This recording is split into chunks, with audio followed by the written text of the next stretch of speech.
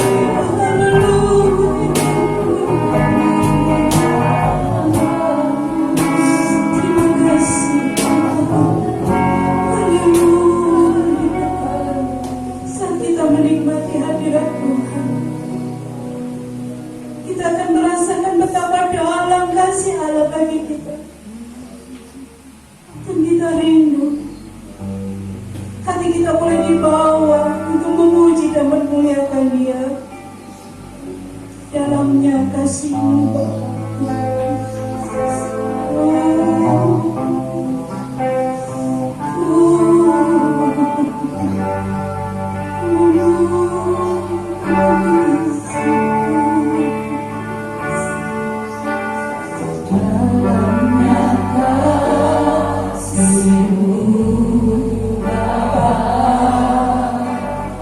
Terlebih dari sana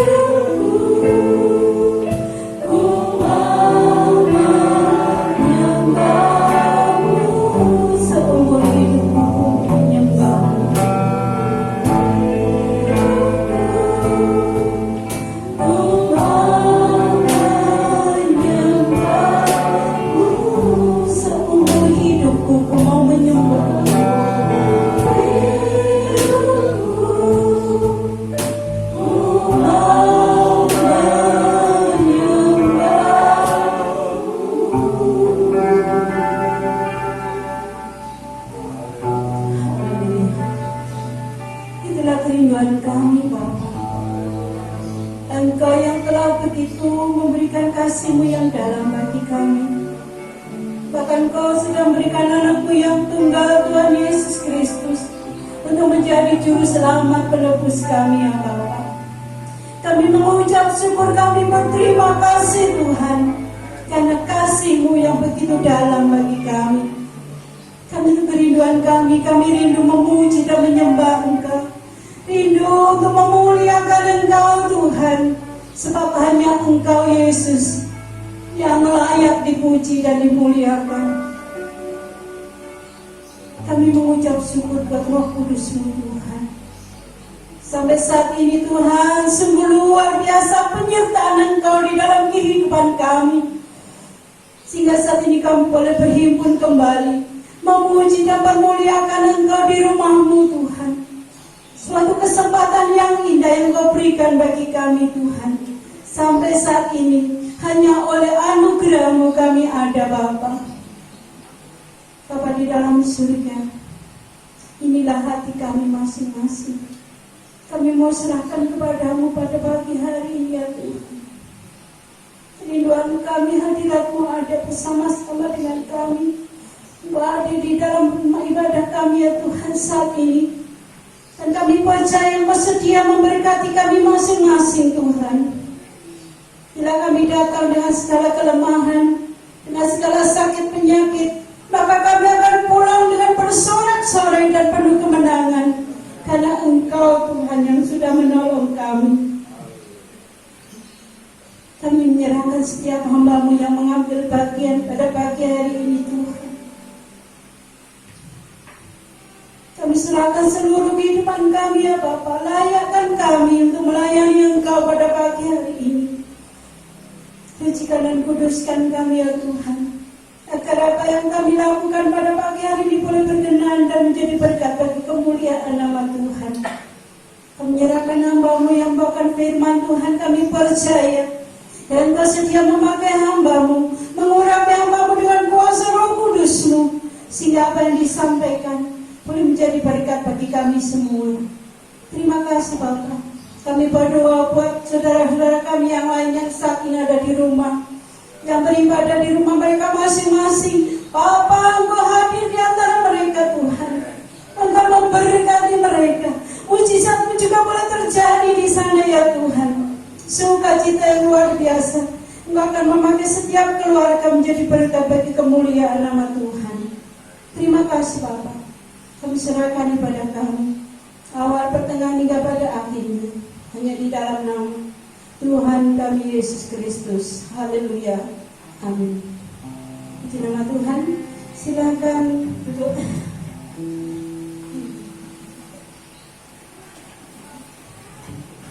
Kita mengucap syukur bahwa kita punya Allah yang luar biasa, dan kita telah dipanggil di antara bangsa. Langkah-langkah kita telah ditetapkan oleh Allah untuk berjalan seturut dengan kehendak dan firman-Nya. Tuhan menetapkan langkah-langkah orang yang hidupnya berkenan kepada-Nya.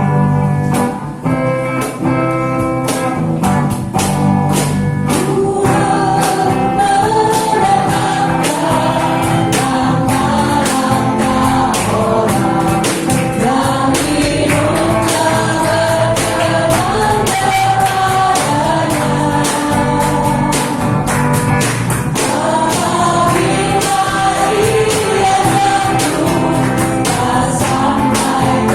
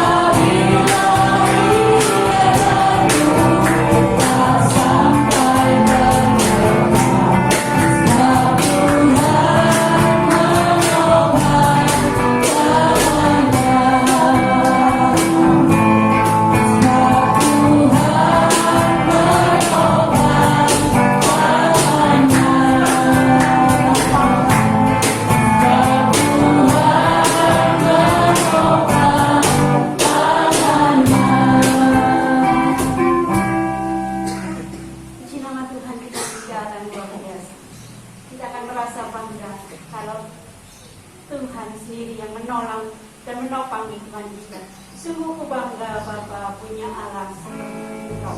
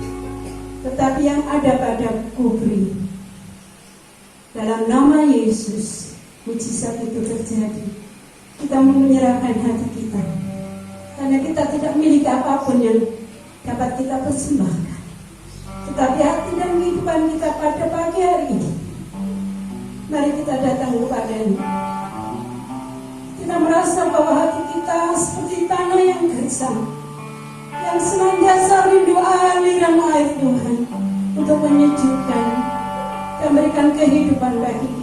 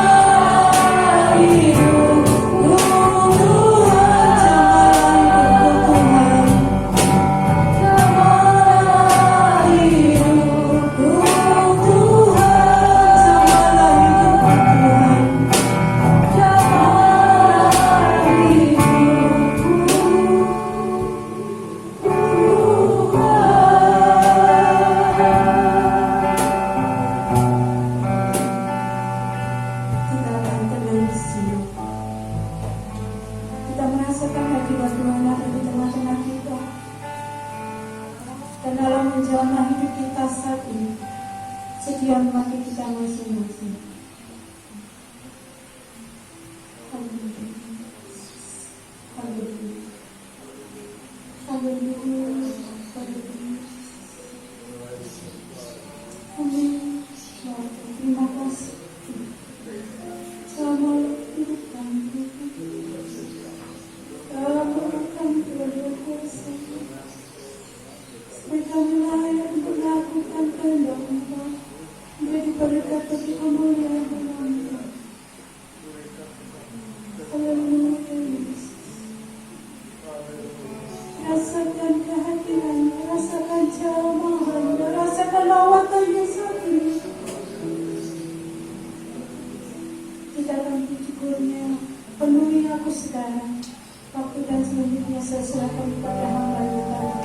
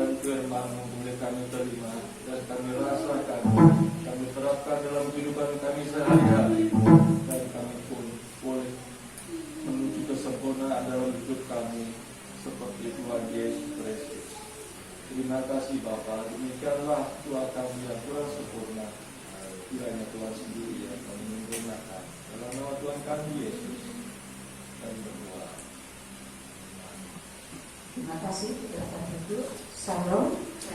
Puji nama Tuhan. Kita boleh bersama-sama dalam kasih anugerah Tuhan.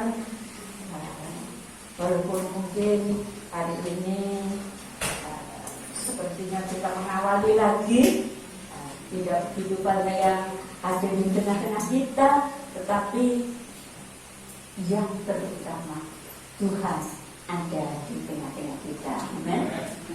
Puji nama Tuhan. Kita akan belajar firman Tuhan pada pagi hari ini tentang doa adalah persekutuan yang intim dengan Allah. Mari kita buka Alkitab kita dalam kitab Matius pasal 6 ayat 5 sampai dengan 9. Matius 6 ayat 5 sampai dengan 9. Dan apabila kamu berdoa, janganlah berdoa seperti orang munafik. Mereka suka mengucapkan doanya dengan berdiri dalam rumah-rumah ibadah dan pada tikungan-tikungan jalan raya, supaya mereka dilihat orang. Aku berkata kepadamu, sesungguhnya mereka sudah mendapat upahnya. Tetapi jika engkau berdoa, masuklah ke dalam kamarmu, tutuplah pintu, dan berdoalah kepada Bapamu yang ada di tempat tersembunyi. Maka Bapamu yang melihat yang tersembunyi akan membalasnya kepadamu. Lagi pula, di dalam doamu itu janganlah kamu bertele-tele seperti kebiasaan orang yang tidak mengenal Allah. Mereka menyangka bahwa karena banyaknya kata-kata doanya akan dikabulkan. Jadi, janganlah kamu seperti mereka, karena Bapamu mengetahui apa yang kamu perlukan sebelum kamu meminta kepadanya. Ayat 9, karena itu berdoalah demikian, Bapa kami yang di surga, dikuduskanlah namamu. Bapa kami yang di surga, dikuduskanlah namamu. Kata doa bagi semua orang yang ada di tengah bangsa Indonesia sudah tidak asing lagi. Tetapi doa yang diungkapkan oleh Alkitab, oleh kebenaran firman Allah ini berbeda dengan pandangan sekian banyak orang tentang doa. Karena itu mari kita pelajari dari firman Allah tentang doa merupakan persekutuan intim dengan Allah. Itulah yang tidak diketahui oleh banyak orang di dalam dunia ini. Tuhan Yesus mengajarkan, janganlah kita berdoa bertele-tele. Bertele-tele itu artinya seperti orang yang sering kita lihat melakukan berbagai macam ritual. Tahu ya saudara, ritual. Ya, mereka ada kata-kata yang sudah ditetapkan, yang harus dihafalkan, yang harus disebutkan pada saat doa. Itu namanya ritual. Entah kata-kata itu dalam bahasa yang kalau orang-orang Hindu itu banyak hubungan dengan bahasa Sanskerta. Kalau di dalam agama Islam itu banyak hubungan dengan bahasa Arab dan lain sebagainya. Ada berbagai ritual, cara-cara penyembahan yang dilakukan oleh manusia, harus begini, harus begitu, dan lain sebagainya. Tetapi saudara, Tuhan Yesus menyatakan doa itu bukan itu.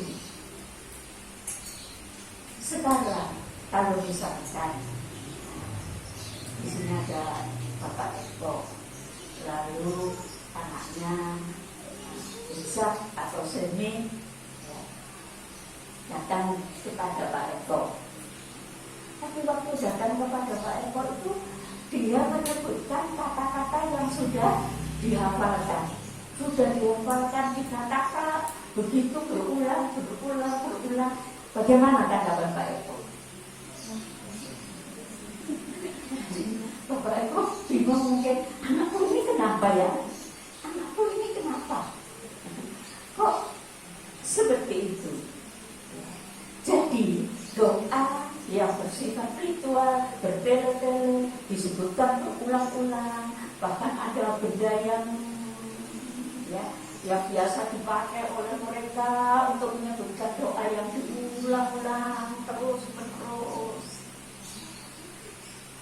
Saudara, itu bukan doa.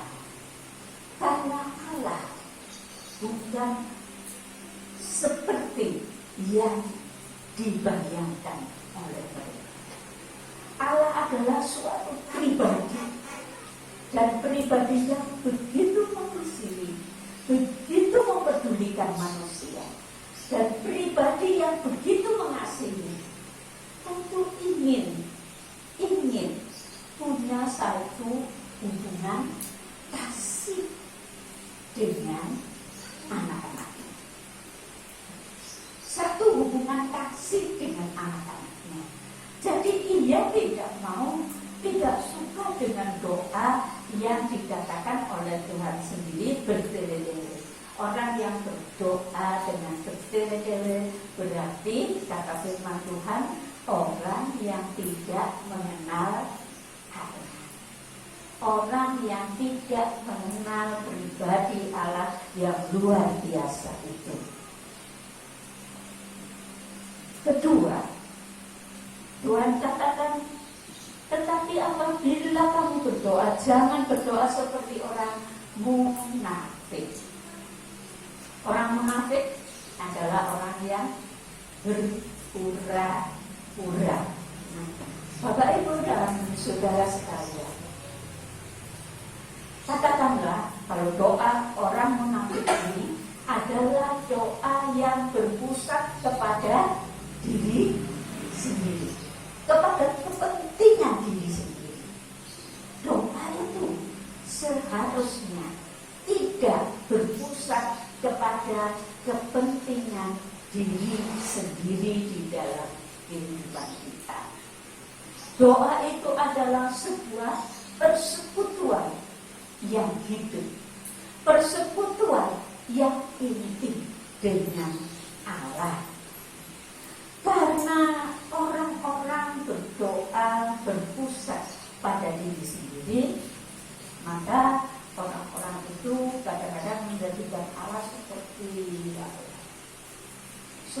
gudang di mana tempat mereka dapat kalau perlu mereka akan datang gudang itu dan mengambil barang yang dibutuhkan. Ada orang-orang, bahkan anak-anak Tuhan, yang datang kepada Tuhan itu menjadikan Tuhan seperti gudang. Kapan dia datang kepada Tuhan? Hanya kalau perlu. Kalau sesuatu datang dalam hidupnya dan dia perlu sesuatu, dia berseru kepada Bapak. Dia masuk ke gudangnya Bapak dan memohon pertolongan. Doa itu bukan menjadikan Allah seperti itu. Kemudian ada lagi yang dikatakan tentang orang Farisi, para ahli Taurat yang munafik itu suatu kebiasaan pada zaman Tuhan Yesus. Mereka selalu menunjukkan dirinya sebagai pemimpin yang rohani, menunjukkan dirinya sebagai pemimpin yang dekat dengan Allah, menunjukkan dirinya sebagai pemimpin yang handal. Karena pada masa itu pemimpin bagi bangsa Israel bukannya pemimpin yang bersifat politik, tapi pemimpin yang rohani. Jadi dia menjadi tentu tidak ada presidennya pada masa itu ya. Pemimpin yang paling tinggi di sana adalah para imam yang ada di bait Allah. Pemimpin tertinggi, katakan pemimpin tertinggi dari gereja itu menjadi pemimpin tertinggi di tengah bangsa atau umat Israel pada masa itu. Jadi orang-orang itu mau menunjukkan dirinya bahwa mereka orang hebat, orang yang sungguh-sungguh, orang saleh, orang yang patut dihargai, orang yang patut dipuja. Jadi apa yang mereka lakukan? Tiap kali mereka berjalan, ada di perempatan jalan atau persimpangan jalan. Mereka berdoa, menunjukkan bahwa diri mereka adalah orang saleh. Tapi apa kata Tuhan Yesus? Mereka adalah orang munafik. Jadi jangan sampai di dalam kehidupan kita sebagai anak-anak Tuhan, kita seperti mereka melakukan sesuatu yang untuk kepentingan diri sendiri, untuk kepentingan diri sendiri, untuk mendapat penghargaan. Mungkin kalau saudara merasa, oh saya tidak pernah disuruh berdoa di gereja, berarti saya bukan pemimpin. Salah saudara, tidak benar. Orang yang berdoa, diminta berdoa dalam gereja adalah orang yang seharusnya menghubungkan dirinya kepada Allah. Satu hati yang sungguh kepada Allah, berdoa bagi kebutuhan jemaat.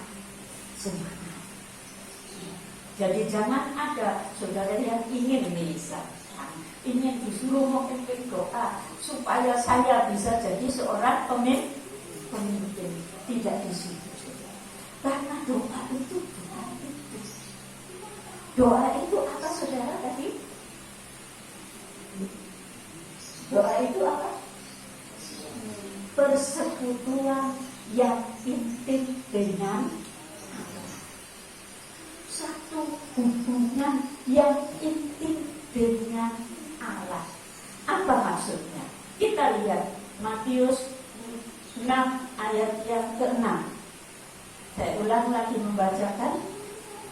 Tetapi jika engkau berdoa, masuklah ke dalam kamarmu, tutuplah pintu, dan berdoalah kepada Bapamu yang ada di tempat tersembunyi. Maka Bapamu yang melihat yang tersembunyi akan membalasnya kepadamu. Masuklah ke dalam kamarmu, tutuplah pintu dan berdoa. Itu artinya apa, saudara? Apa kalau kita berdoa harus masuk kamar? Bukan itu. Artinya doa itu adalah hubungan pribadi yang dekat antara satu pribadi manusia dengan satu pribadi Allah. Hanya dua pribadi. Ingat, doa itu hubungan dua pribadi. Pribadi manusia dan pribadi Allah yang menyatu di dalam kasih. Bapak Ibu dan saudara sekalian, Allah begitu senang dengan kita dalam suatu kebersamaan. Tetapi hubungan kita dengan Allah bukan hubungan bersama dengan orang lain. Hubungan kita dengan Allah hubungan pribadi lepas pribadi. Walaupun seorang pendeta ya awalnya mempunyai jemaat 30 orang, dan di dalam pimpinan Allah, dalam kedekatan dengan Allah, bersama dengan 30 orang ini, mereka membangun gereja Tuhan. Dan sekarang gereja ini mempunyai jemaat 15.000 orang di Tangerang sana, di Indonesia, saudara, di Jawa Barat sana. Tentu ia pun bekerjasama pertama-tama dengan 30 orang itu yang setia kepada Tuhan, yang mengikut Tuhan dengan sungguh-sungguh.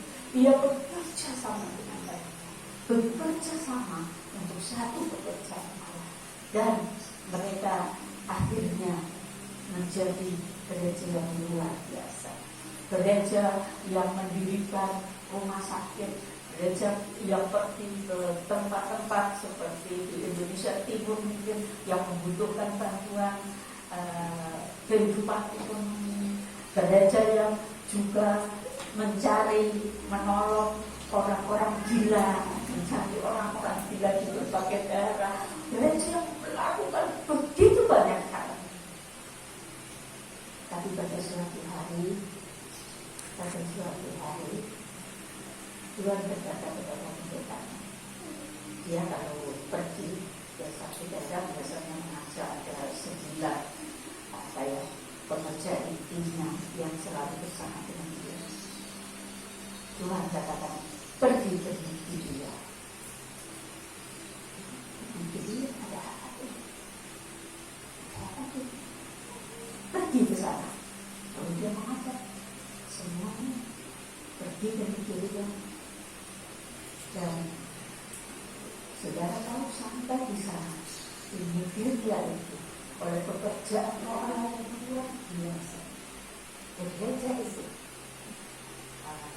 luasnya 1 meter persegi, jadi 1 kilometer, bukan 1 meter, 1 kilometer saudara. Panjangnya gereja itu 1 kilometer, lebarnya gereja 1 kilometer. Ya, pertama memang pendetanya di situ disuruh oleh Allah untuk pergi ke hutan. Amin, kata-kata saudara. Tetapi orang yang dekat dengan Allah, orang yang punya persekutuan dengan Allah, dia tahu apa yang Allah katakan. Dia mengenal kata-kata Allah. Dan dia disuruh membangun rumah di sana. Dan akhirnya itulah yang jadi gereja, panjangnya 1 kilometer, lebarnya 1 kilometer. Kenapa pendeta ini disuruh ke sana oleh Tuhan? Mau menunjukkan ini loh, kamu jangan jadi sombong, karena semuanya adalah pekerjaan Allah. Kamu dengan 15.000 jemaat, semuanya hanya karena Allah yang mengerjakan, karena Roh Kudus yang mengerjakan. Bahkan kemudian di tempat lain ada gereja yang 3 kilometer persegi. Jadi 3 kilometer panjangnya, ya dari sini sampai Tumpo, sampai mungkin di Purungan sana ya, 3 kilometer. Berapa kita sekian. Dan orang-orang datang ke sana dalam perjalanan mereka menyembah Allah. Nah, Bapak Ibu dan saudara sekalian, ingatlah bahwa semua itu terjadi karena orang-orang memiliki hubungan pribadi dengan Allah. Dan setiap orang yang dipanggil Allah, yang telah berada di dalam rumah Allah, saudara adalah setiap pribadi yang dihargai Allah, dikehendaki Allah untuk memiliki persekutuan pribadi yang hidup dengan Allah. Amin. Saudara dipanggil Allah tidak hanya untuk pergi ke gereja, itu salah satu bagian. Tetapi saudara dan saya dipanggil oleh Allah untuk memiliki persekutuan intim dengan Allah. Dan kalau kita memiliki persekutuan intim dengan Allah, maka Roh Allah akan memakai hidup kita. Siapapun kita, tidak perlu jadi pendeta. Ya. Kalau memang dipanggil Tuhan untuk jadi pendeta, bersyukur, puji nama Tuhan. Tetapi setiap orang tidak harus jadi pendeta, agar mereka dapat memiliki hubungan intim dengan Allah dan dipakai Allah untuk kemuliaan nama Allah. Amin. Amin, saudara. Amin. diri saudara sendiri. Tuhan mau memakai saya untuk kemuliaan namanya. Katakan saudara.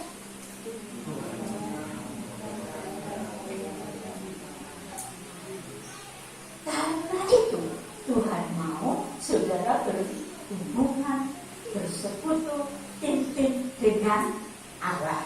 Nah, Bapak Ibu dan saudara sekalian, persekutuan intim itu apa sih? Persekutuan yang disebut intim itu didasari atas kasih. Didasari atas kasih. Gambaran yang Allah berikan. Dan Mbak Desma tahu kalian kan gambarnya. Nah, gambaran yang Allah berikan hubungan manusia dengan dia adalah seperti hubungan anak dengan bapak. Ya, di sana ada anak laki-laki, di sana ada anak perempuan. Masing-masing dipegang dan berpegangan erat kepada bapaknya. Bapaknya. Gambaran yang diberikan di sana bukan 10 anak, tetapi 1 anak. 1 anak. Itu bukan berarti Allah hanya memiliki 1 anak, tidak. Tetapi Allah mau berhubungan secara pribadi dengan setiap orang. Persekutuan antara tiap pribadi dengan Allah adalah persekutuan yang intim. Kenapa intim? Karena didasari atas kasih. Kasih Allah begitu luar biasa kepada manusia sehingga mengorbankan putranya yang tunggal, Tuhan Yesus Kristus, mati di atas salib untuk menyelamatkan kita. Allah lebih dahulu mengasihi, Allah lebih dahulu mencintai. Lalu Allah mau saat kita dipanggil, kita berhubungan dengan dia dalam cinta, dalam kasih. Cinta itu jangan selalu dihubungkan dengan cinta eros pria dan wanita. Di sini dihubungkan dengan cinta kasih bapa dengan anaknya. Ya. Itulah arti cinta. Itulah arti hubungan yang intim, hubungan yang dihubungkan dengan kasih antara bapa dengan anaknya, antara hati bapa dengan kita, masing-masing pribadi sebagai anaknya. Kapankah saudara dan saya memiliki hubungan yang intim dengan Allah sebagai bapa dan anak? Kalau bapa dan anak itu, ya tentu pada saat mereka dilahirkan, pada saat dia bisa membuka mata, dan pada saat dia bisa merasakan ayahnya datang, menggendong dia, memeluk dia, dan lain sebagainya. Dapat dikatakan diawali saat dia dilahirkan. Kapan kita punya hubungan intim dengan Allah? Yohanes 3 ayat yang ketiga.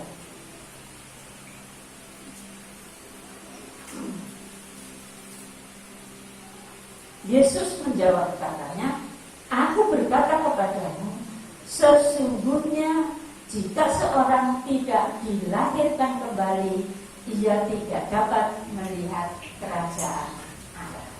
Ia tidak dapat mengenal Bapa. Seorang harus dilahirkan kembali supaya dia dapat punya hubungan intim dengan Bapa. Bagaimana dia dilahirkan kembali? Apa dia dimasukkan dalam kandungan ibunya? Tidak. Dilahirkan kembali secara rohani. Pada saat seorang datang kepada Tuhan, percaya Tuhan Yesus telah mati di salib untuk menghapus dosa-dosanya, dan dia bertobat dari segala dosanya, dia dilahirkan kembali menjadi anak-anak Allah. Kalau tadinya anak-anak manusia. Setelah bertobat menerima Tuhan dalam hidupnya, dia dilahirkan menjadi anak-anak Allah. Saat itulah dia punya hubungan intim dengan Allah. Lalu bagaimana saudara supaya kita itu menjadi orang-orang yang betul-betul memiliki hubungan intim? Sebenarnya hidup ini akan berarti kalau saudara dan saya betul-betul punya hubungan intim dengan Allah.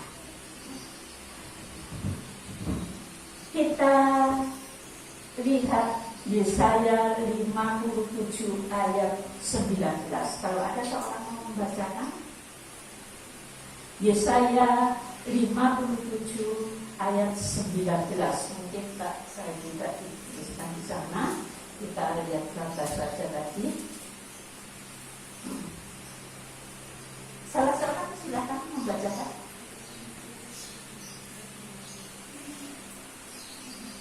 Mari. Yesaya 57 ayat 19. Aku akan menciptakan puji-pujian, damai sejahtera bagi mereka yang jauh dan bagi mereka yang dekat. Firman Tuhan, aku akan menyembuhkan dia. Ya. Aku akan menciptakan puji-pujian, damai sejahtera bagi mereka yang jauh, bagi mereka yang dekat. Bapak Ibu dan saudara sekalian, kita biasa mengatakan shalom atau shalom. Apa itu saudara? Salam, damai, sejahtera. Tetapi marilah kita mengingat bahwa shalom itu asalnya adalah situasi yang ada di Taman Eden. Situasi yang ada di Taman Eden. Allah menyediakan sebuah taman yang sangat indah. Lalu Allah menempatkan manusia di sana. Lalu Allah memberikan firman-Nya kepada mereka. Lalu apalagi yang paling penting? Setiap hari pada waktu angin sepoi-sepoi datang di tengah Taman Eden, Allah datang kepada manusia dan Allah bercengkrama dengan Adam dan Hawa. Ada satu suasana yang indah yang dinikmati oleh kehidupan Adam dan Hawa di Taman Eden. Kata shalom itu mempunyai berbagai arti. Pertama, kalau antara manusia itu adalah bersahabatan.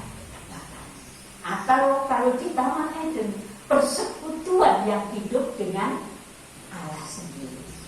Allah berbicara, mereka juga berbicara, satu dengan yang lain saling bercengkrama. Yang kedua, itu berarti shalom, berarti kesejahteraan menyeluruh, termasuk kesehatan, termasuk kemakmuran atau kecukupan segala kebutuhan. Shalom itu berarti satu, persekutuan atau persahabatan. Shalom berarti kesejahteraan yang menyeluruh. Shalom berarti keamanan. Kenapa di dalam dunia ini banyak kejahatan saat ini? Karena manusia telah jatuh dalam dosa. Di Taman Eden ada kejahatan? Tidak ada. Tidak ada. Ada keamanan yang luar biasa dan ada keselamatan. Itu masalah. Dan kita hidup di dalam dunia ini sebagai anak-anak Allah, sebagai warga kerajaan Allah. Allah ingin kita memiliki persekutuan yang hidup dengan Allah, sehingga di dalam kehidupan kita ada kesejahteraan yang menyeluruh. Allah penolong kita. Hati kita penuh dengan damai sejahtera. Tidak ada ketakutan, ada keamanan yang biasa di hati dan jiwa kita, dan kita ada jaminan keselamatan. Itulah yang Allah inginkan kita miliki di dalam kehidupan kita sehari-hari. Tetapi semuanya terletak pada pilihan masing-masing. Saudara mau memilih untuk tidak bersekutu dengan Allah, terserah saudara. Saudara mau memilih mendekatkan diri kepada Allah, terserah saudara. Tetapi Alkitab mengajarkan apa? Di dalam kitab Efesus 5 ayat 17. Efesus 5 ayat 17 dikatakan, sebab itu janganlah kamu bodoh, tetapi usahakanlah supaya kamu mengerti kehendak Allah. Walaupun kita punya hak untuk memilih, terserah kepada kita. Alkitab mengajarkan jangan bodoh. Bodoh menurut Alkitab ini bukan bodoh matematika, bukan bodoh yang lain. Bodoh di sini adalah orang yang tidak mendekatkan dirinya kepada Allah, yang tidak hidup dalam damai sejahtera Allah. Jadi walaupun semuanya terletak kepada pilihan kita, tetapi kita harus memilih yang benar. Mari kita lihat kembali di dalam Matius 6 ayat 9, bagaimana kita berhubungan erat atau bersekutu intim dengan Allah kita. Karena itu berdoalah demikian, Bapa kami yang di surga, dikuduskanlah namamu, dimuliakanlah namamu, ditinggikanlah namamu. Saudara, kalau saudara berdoa kepada Tuhan, Tuhan mengajarkan sebelum engkau memikirkan kepentingan yang lain secara manusiawi ini, datanglah dalam satu penyembahan kepada Allah. Amin. Menyembahlah Dia, sembahlah Dia, bersekutulah dengan Dia, supaya saudara dan saya mengalami kehadiran Allah di dalam hidup kita tiap-tiap hari. Entahkah saudara menjadi pemimpin di dalam gereja, entahkah saudara menjadi orang yang berkedudukan tinggi di kegerejaan misalkan, di pimpinan-pimpinan daerah, pimpinan-pimpinan Indonesia dunia. Saudara tidak akan menikmati keindahan hidup ini tanpa saudara bersatu dengan Allah. Tanpa tiap pagi saudara datang kepadanya, saudara memuji dan menyembah Dia. Itulah yang Tuhan katakan. Ia mau saudara tiap pribadi yang ada di tempat ini untuk menghubungkan dirimu dengan Allah tiap pagi. Datanglah kepada Allah, bukan datang membawa segala persoalan. Datanglah kepada Allah dengan pujian dan penyembahan kepadanya. Apakah ada di antara saudara yang tidak bisa memuji menyembah Tuhan? Tidak ada, saudara. Dan Allah mau itu kita lakukan.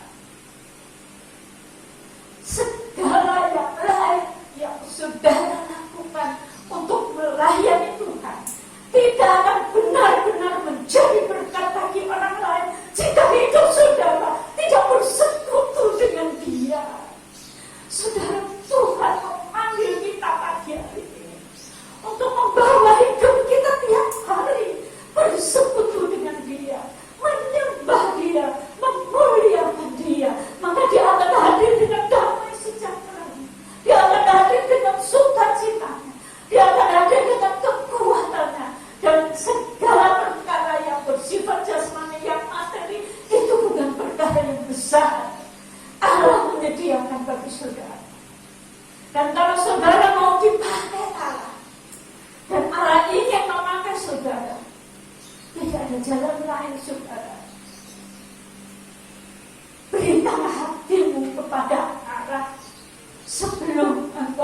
memberikan hati dan hidupmu kepada perkara yang lain. Saya tidak tahu dengan hidup saudara. Saya tidak tahu dengan persekutuan saudara. Karena saya tidak hidup bersama saudara. Tetapi Tuhan Yesus tahu. Tuhan Yesus mengerti. Dan Tuhan Yesus menginginkan saudara mengubah hidupmu saat ini. Serahkan hidupmu kepada Allah. Dan katakan, aku mau hidup bersekutu dengan Engkau ya Tuhan. Aku mau hidup bersekutu dengan Engkau. Tiap pagi aku mau bangun lebih pagi. Aku mau menyembah-Mu. Aku mau memuji-Mu. Aku mau memuliakan nama-Mu. Saudara, kita tidak perlu menjadi artis. Kita tidak perlu menjadi orang yang pandai menyanyi. Tetapi kita hanya perlu punya hati yang memuji dan menyembah Dia. Amin. Allah ada rencana di dalam hidup saudara masing-masing. Allah ada rencana. Allah mau memakai engkau luar biasa. Allah mau memberkati kehidupan. Allah mau saudara menikmati hidup yang sesungguhnya, yaitu hidup bersama dengan kasih Allah yang mengalir di dalam hati dan jiwa saudara dan saya. Kalau saudara menikmati kehadiran Allah pada saat kita bersama-sama, kadang-kadang saya mungkin jadi tidak begitu mengikuti apa yang sedang kita lakukan bersama, karena saya merasakan Allah sedang berbicara, Allah sedang hadir di jiwa saya, dan itu sangat indah saudara. Sekarang saya takut kepada saudara dan saya. Engkau mau mengisi hidupmu dengan apa? Mau mengisi hidupmu dengan apa? Jika engkau mengisi hidupmu lebih dahulu bersama dengan Allah, ingat memuji dan menyembah Allah, maka semua yang lain dalam hidup ini akan menjadi indah. Semua yang lain akan membawa kemuliaan bagi Allah. Dan kalau kita lakukannya, Allah akan senantiasa beserta dengan saudara, maka saudara di dalam keadaan apapun dalam dunia ini. Karena itu, marilah kita belajar untuk menjadi orang yang sungguh-sungguh mau menyembah Dia, dan kita belajar untuk mendisiplin diri kita. Kalau saudara sudah memulai, mungkin satu saat saudara memulai, kemudian besoknya malas, besoknya lupa dan lain sebagainya, belajarlah, katakan kepada Tuhan, Tuhan, saya mau mendisiplin diri saya mau mendisiplin hidup saya, supaya saya menikmati hal-hal yang indah yang Allah sediakan bagi kita. Saudara, surga akan hadir dalam hidupmu saat engkau menyembah Allah. Mari kita nyanyikan itu dulu. Saat ku menyembahmu, rohmu bekerja.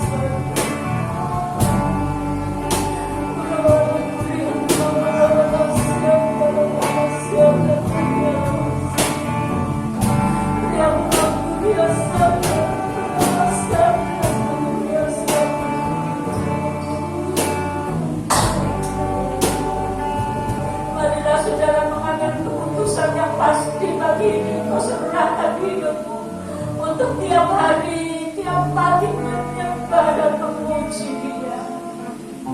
Maka Dia akan hadir dalam hidup. Dia akan melakukan perkara-perkara besar melalui hidup. Rahman aku dan Korea siang dan kepada Korea aku tahu dia tak tahu dia nawasi. Rahman aku dia wanita aku dia nawasi dan kepada dia wanita. Aku berkata kepadamu, di manakah di dalam dunia ini kamu bisa mendapatkan damai sejahtera? Aku berkata kepadamu, tidak ada anakku, hanya di dalam aku Allahmu. Di dalam aku Bapa yang mengasihi. Kamu menikmati damai sejahtera. Kamu menikmati sukacita dari aku Allahmu. Kamu menikmati hidup penuh dengan damai sejahtera dan sukacita. Karena itu dengarlah firman. Lakukanlah apa yang aku katakan kepadamu. Jangan sedikit pun beranjak dari apa yang aku katakan kepadamu. Karena itulah yang memuaskan jiwamu. Karena itulah yang memberkati hidupmu. Karena itulah yang membawa kamu menjadi alatku yang berguna bagi kemuliaan nama. Sembahlah aku Allahmu, carilah aku Allahmu, maka aku datang menemuimu. Aku datang dan aku dekat denganmu. Aku berbicara kepadamu. Aku menyatakan kehendakku kepadamu. Dengar dan lakukan. Aku sedia memberkati kamu. Bapak, terima kasih. Kami akan masuk dalam acara perjamuan kudus. Kami mohon Engkau memberkati benda-benda yang kami pakai untuk perjamuan kudus, dan Engkau memberkati dengan kuasa surgawi hadir di tengah-tengah kami. Terima kasih Bapa, di dalam nama Tuhan Yesus kami berdoa dan ucap syukur. Amin. Silakan duduk saudara, kita akan masuk dalam perjamuan kudus. Saya mau yang bertugas akan maju ke depan. Sementara itu kita akan masuk dalam nyanyian Pada Satu Bukit Jauh dari Sini. Bait pertama saja. Oh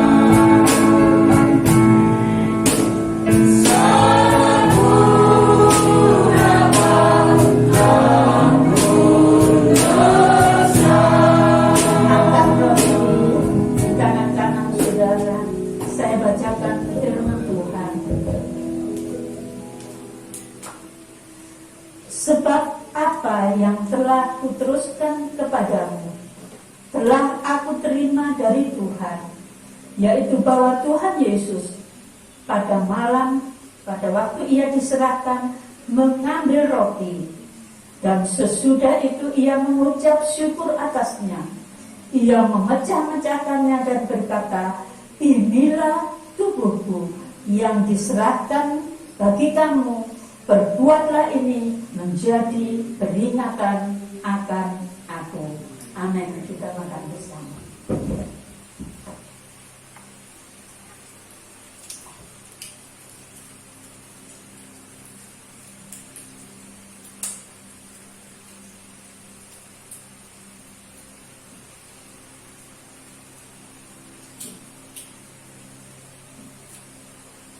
Angkat cawan saudara dengan tangan kanan. Demikianlah juga ia mengambil cawan sesudah makan lalu berkata, cawan ini adalah perjanjian baru yang dimateraikan oleh darahku. Perbuatlah ini setiap kali kamu meminumnya menjadi peringatan akan aku.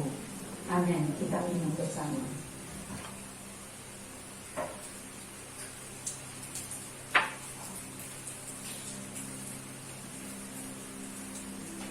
Marilah kita nyanyikan kembali, ku datang pada salib itu, kurnya saja.